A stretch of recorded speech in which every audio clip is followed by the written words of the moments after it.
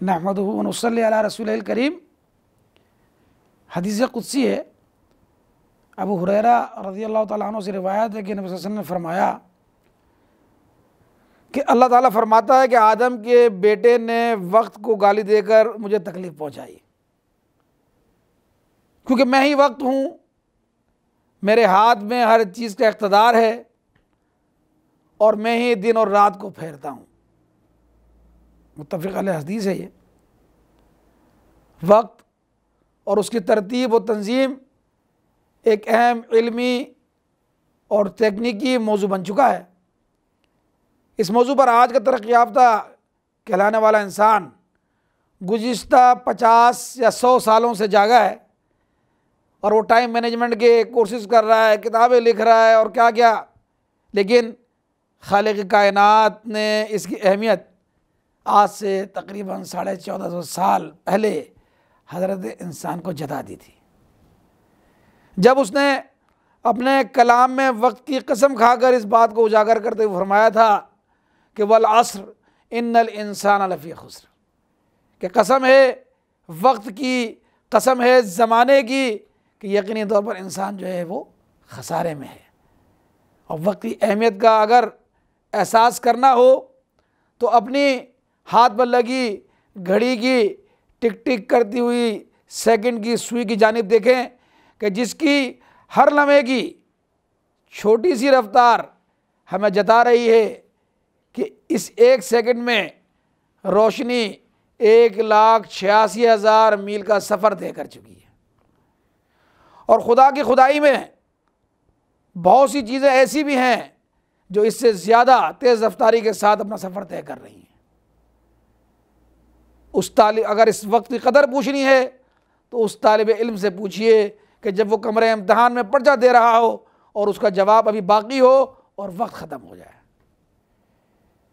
इस वक्त की कदर जाननी है तो उस मरते हुए इंसान से पूछें कि जब मलकल मौत उसकी रूह कब्ज़ करने पहुंच गई हो और अभी वो उसके लिए तैयार ना हो।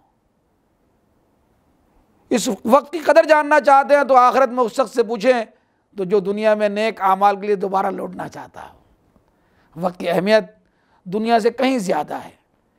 दुनिया दौलत हाथ से चली जाती है तो फिर मिल जाती है, लेकिन अगर एक बार ये वक्त की दौलत हाथ से चली गई तो फिर सिवाय पछतावे के और कुछ बाकी नहीं रहता। सामने कराम, याद रखिए, जो वक्त अल्लाह की रज़ा हासिल करने के लिए सर्फ किया जाए वो किसी भी काबिल तसव्वुर चीज़ से अहम है। हमारी नमाज, हमारा रोज़ा, हमारा हज, हमारी ज़कात, ये सब हमको वक्त की पाबंदी की तरबियत देते हैं, ये सब हमें वक्त की अहमियत का एहसास दिलाते हैं।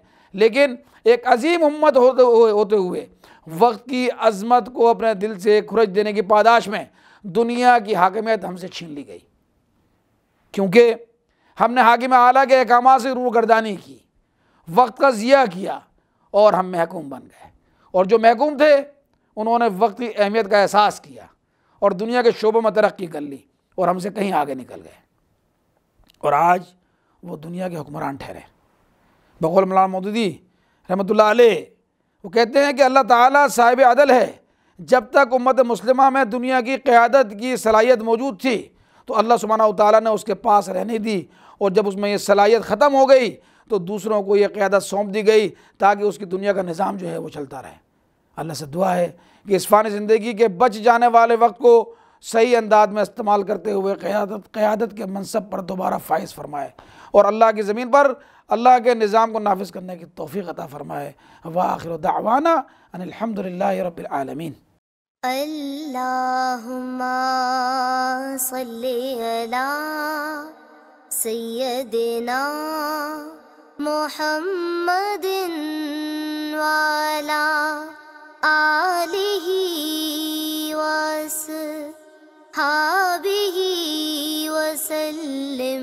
अल्लाहुम्मा सल्ली अला सय्यदिना मुहम्मदिन वाला आलिही वसहाबिही